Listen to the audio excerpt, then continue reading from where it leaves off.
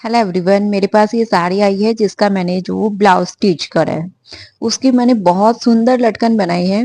वो लटकन देखिए किस तरीके से बनाई है, आपको बहुत पसंद आएंगी। स्टेप बाय स्टेप आप जो वो जरूर फॉलो करें, आपको अच्छे से समझ आ जाएगी। देखिए मैंने थोड़े थोड़े गैप में जो वो डोरियां ले ली है, 1.5 इंच के गैप में, और स्क्वायर कट में 3 टुकड़े कट कर लिए हैं। और बस इन लेस को लगाती जाऊंगी। आपको कुछ भी समझ में नहीं आता है तो आप प्लीज कमेंट करके जरूर पूछना।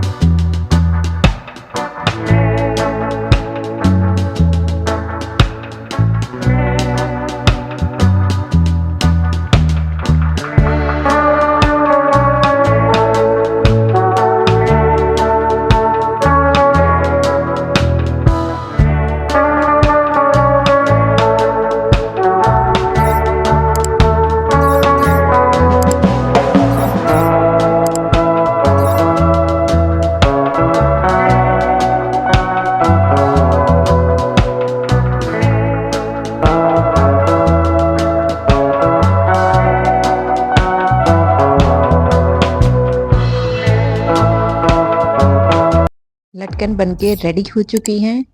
ये देखिए मैं आपको साड़ी में बताती हूँ। आपको कैसी लगी कमेंट करके बताना और सब्सक्राइब ज़रूर कर लेना मेरे चैनल को सभी।